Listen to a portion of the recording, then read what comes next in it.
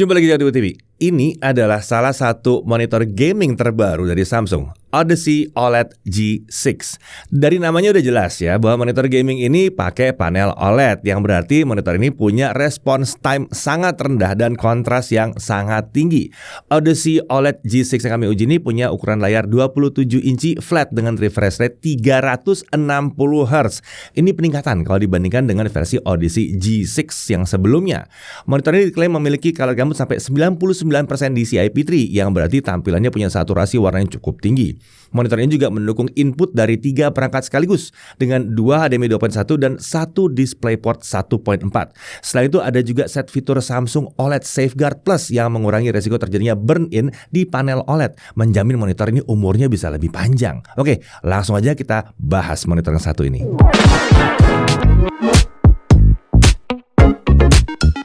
Ya, di pertengahan tahun 2024 ini Samsung membawa beberapa monitor baru mereka ke Indonesia. Ada monitor produktivitas Viewfinity Series, ada juga Smart Monitor yang M Series. Selain itu tentunya ada juga monitor yang kita bahas kali ini, monitor gaming Odyssey OLED G6 27 inci. Kita mulai dari melihat paket penjualannya ya. Tentunya di sini ada unit monitornya, lalu ada stand yang terbagi jadi base dan standnya. Ada adapter daya untuk monitor lengkap dengan kabel AC inputnya. Lalu ada kabel HDMI, kabel DisplayPort, kabel USB-A to USB-B untuk fitur USB Hub, dan ada paket dokumen. Nah, untuk desain, Odyssey OLED G6 ini hadir dengan slim metal design. Ini memang khas dari lini Odyssey OLED. Uniknya, desain ini lebih menampilkan kesan elegan dan modern yang membuatnya berbeda dari monitor gaming pada umumnya. Monitor ini hadir dengan warna utama silver dengan beberapa area berwarna abu-abu tua atau hitam. Untuk dimensinya tanpa stand ada di 61,2 cm x 35,4 cm. Sementara untuk ketebalannya itu hanya 49,2 mm di bagian paling tebal, yaitu di area tengahnya. Untuk area tepi ini terlihat sangat tipis ya. Bagian paling tipisnya itu tebalnya cuma 3,9 mm, bukan senti, milimeter. Sementara kalau dengan stand dimensinya bisa bervariasi. Stand monitor ini bentuknya kurang lebih seperti ini ya, dengan base atau dasar berbentuk segi 5 flat dan stand yang dilengkapi rubber band untuk mekanisme merapihkan kabel yang terpasang ke monitor. Stand ini menawarkan pengaturan untuk ketinggian layar dengan rentang 120 mm, tilt atau nunduk 2 derajat, dan bisa menengadah 25 derajat. Lalu ada swivel atau noleh kanan kiri itu 30 derajat. Pivot atau bisa diputar ke kiri kanan 92 derajat. Jadi secara umum dengan stand lebar maksimumnya 61,2 cm dan tebal di 26,4 cm. Tingginya dari 42,2 cm dan bisa mencapai 54,2 cm saat layar di posisi horizontal, atau 61,5 cm sampai 67 cm kalau layarnya ada di posisi vertikal. Total bobot layar beserta standnya ini ada di 6,9 kg. Terkait bezel layar, ini terlihat cukup tipis di bagian atas layar dengan tebal hanya 8,9 mm. Sementara untuk bezel kiri, bawah, dan kanan terlihat sedikit lebih tebal. Beralih ke sisi belakang, ada tempat pemasangan stand di area tengah. Nah, kalau tidak pakai stand, ada juga mounting standar VESA 100x100 mm yang biasa dipakai buat masang ke dinding gitu ya, atau ke lengan-lengan yang khusus gitu ya. Nah, di sekeliling tempat pemasangan stand itu ada lingkaran tempat sistem lighting dari monitor ini yang disebut sebagai Core Lighting Plus yang bisa diatur warna dan modenya. Sementara di bawah tempat pemasangan stand ada area I/O atau input-output dari monitor ini. Di sini ada konektor untuk DC input untuk daya monitornya, ada DisplayPort 1.4, ada 2 HDMI 2.1, ada audio out yang 3,5 mm, lalu ada 2 USB 3.0 Type A dan ada USB 3.0 Type B, ini untuk USB Hub. Semua konektor tersebut menghadap ke belakang. Ada juga joystick 5 arah untuk pengendalian monitor yang satu ini. Nah, di sisi belakang ini ada juga lubang ventilasi untuk membantu pelepasan panas dari panel OLED. Selain itu, lubang ventilasi juga ada di bagian dasar monitor. Nah, untuk spesifikasi, diagonal layarnya adalah 27 inci, rasio 16:9 dan ya flat. Panelnya OLED dengan quantum dot color. Resolusinya QHD atau 2560x1440 pixel. Response time-nya ada di 0,03 millisecond gray to gray. Refresh rate-nya up to 360 Hz. Brightness-nya up to 250 nits di kondisi normal, sementara untuk HDR, Samsung tidak memberikan klaim untuk brightness yang bisa dicapai. Nah, untuk color gamutnya, coverage-nya ada di 99% DCI-P3. Bit depth disebut Samsung menawarkan sampai sekitar 1 miliar warna, berarti ini harusnya panel 10 bit atau 10 bit. Viewing angle-nya 178 derajat horizontal dan vertikal. Adaptive Sync ini sudah mendukung FreeSync Premium Pro yang berarti kompatibel juga dengan G-Sync. Untuk HDR atau HDR ada HDR10 dan HDR10 Plus Gaming. Fitur gaming ada Black Equalizer dan ada Virtual Aim Point. Untuk fitur ekstra dia punya Core Sync, Picture in Picture, Auto Source, Switch Plus, Samsung OLED Safeguard Plus, dan ada banyak lagi tentunya. Samsung juga menyebutkan kalau monitor ini menggunakan OLED Glare Free yang mampu meredam 54% pantulan cahaya, yang berarti pantulan dari permukaan layar ini minim banget ya. Nah, untuk penggunaan tentunya sebelum monitor ini bisa kita pakai, kita harus memasang standnya terlebih dahulu, atau bisa juga monitor ini kita pasang ke bracket. Untuk stand kita bisa pasang base standnya terlebih dahulu dengan cara seperti ini, baru stand kita pasang ke monitor. Ini tidak perlu baut sama sekali ya, alias dia screwless ya. Tidak ada setup awal di monitor ini, jadi kita cukup pasang kabel power dan kabel input display yang dibutuhkan. Setelah itu monitor langsung siap digunakan. Nah, saat kami coba pasang monitor ini ke laptop dengan kabel HDMI bawaan, kami bisa mendapatkan resolusi QHD dengan refresh rate 360 Hz. Sementara saat HDR diaktifkan, ternyata kami juga masih bisa mendapatkan resolusi dan refresh rate yang sama dengan layar terdeteksi menawarkan kedalaman 10 bit. Untuk Adaptive Sync, monitor ini kompatibel dengan G-Sync ya. Jadi ini Adaptive Sync yang bisa dirasakan dengan graphics card baik dari AMD maupun dari Nvidia. Jangan lupa untuk masukkan fitur tersebut, opsi Adaptive Sync di menu setting monitor itu harus diaktifkan. Nah, beralih ke fitur Picture in Picture atau PIP. Ini bisa membuat kita menampilkan tampilan dari dua input sekaligus. Satu input akan tampil sebagai overlay di atas tampilan dari input yang lainnya. Ada dua opsi ukuran untuk overlay tersebut. Ada beberapa pilihan posisi di mana overlay tersebut tampil. Saat menggunakan Picture in Picture ini, refresh rate maksimum monitor hanya sampai 120 Hz aja dan HDR nggak bisa dipakai. Untuk picture mode, Samsung menyediakan beberapa opsi, mulai dari preset umum seperti Original, Entertain, Graphics, dan Eco, serta ada preset khusus game seperti game standar, RPG, RTS, FPS, dan Sports. Di masing-masing picture mode tersebut ada juga pengaturan color space dengan opsi normal dan native. Nah, bagaimana color gamut yang ditawarkan? Kita lihat dulu dengan setting standar di setiap preset ya, yang berarti color space diatur ke native.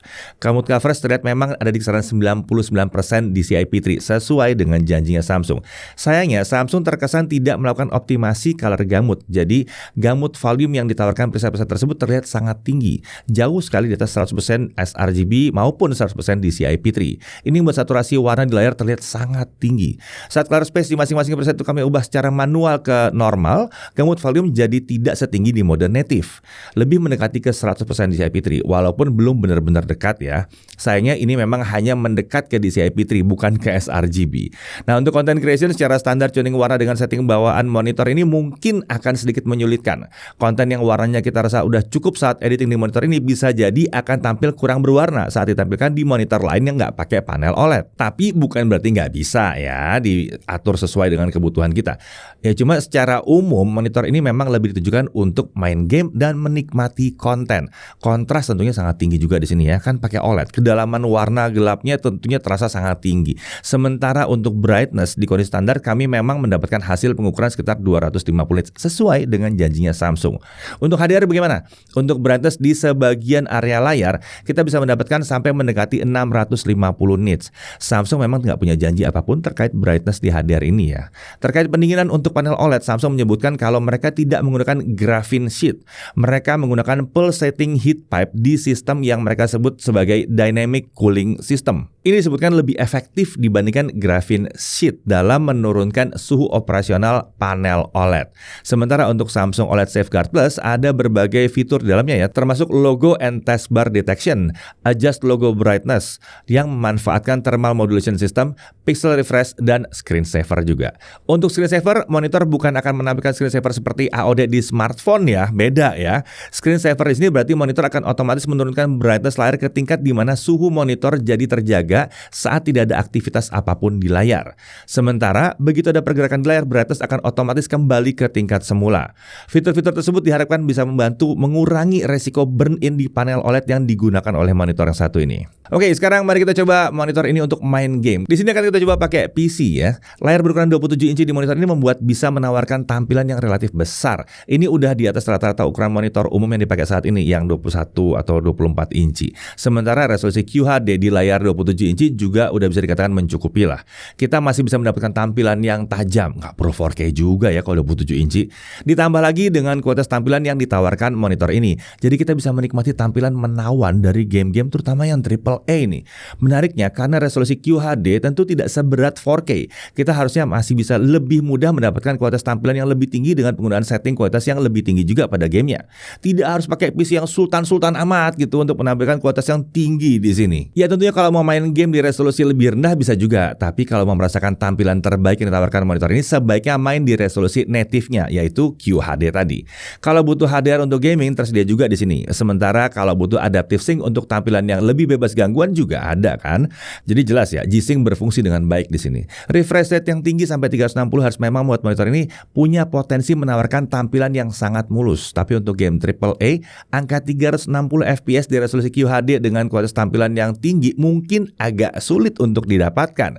Tapi ini memang seharusnya bukan untuk game AAA ya. 360 Hz ini seharusnya lebih berguna untuk game-game kompetitif yang butuh frame rate tinggi. Ya game e-sports lah. Jadi misalnya kalau kita main game shooter nih seperti Counter Strike misalnya ya, dikombinasikan dengan response time yang rendah, ini bisa membuat pemain game kompetitif jadi terbantu sekali. Kalau dibutuhkan, Black Equalizer dan Virtual Aim Point juga bisa kita gunakan untuk mendukung game kalau dibutuhkan ya. Sementara untuk yang suka efek RGB lighting, ada Core Lighting Plus dengan Core Sync di sini. Kalau diaktifkan, Core Sync ini akan membuat RGB di monitor ini menampilkan warna sesuai dengan ambient tampilan yang ada di layar.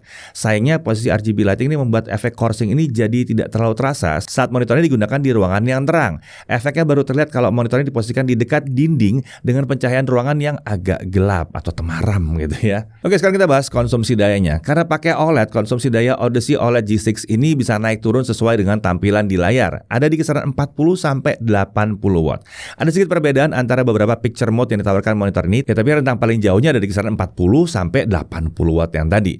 Nah, Samsung Odyssey OLED G6 dengan layar 27 inci dipasarkan dengan harga 17.349.000. Nah, bersamaan dengan Odyssey OLED G6 ini, Samsung juga menawarkan monitor Viewfinity S6 hingga S8 atau S8, yaitu ada yang 24, 27 dan 32 inci tergantung modelnya.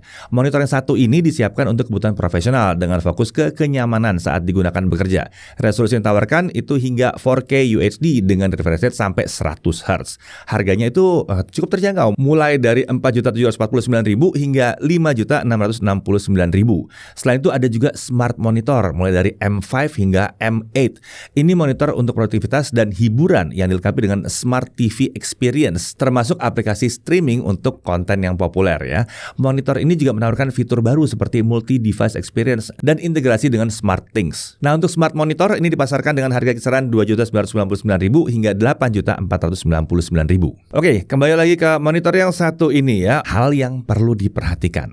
Monitor ini menggunakan basestand berukuran besar. Untuk gamer kompetitif yang butuh area luas untuk pergerakan mouse, ini berpotensi sedikit mengganggu. Tentunya tergantung cara kalian memposisikan keyboard dan mouse.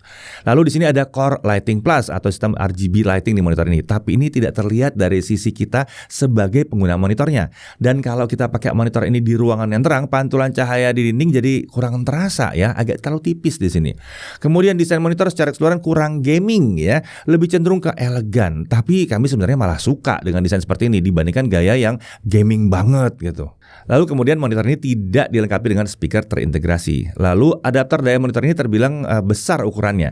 Tapi ya ini kan monitor ya, adaptor dayanya nggak akan sering kita cabut pasang atau kita bawa-bawa, nggak seperti laptop. Lalu gamut volume di berbagai preset yang disertakan itu terbilang tinggi, jauh dari angka 100% DCI IP3, apalagi sRGB.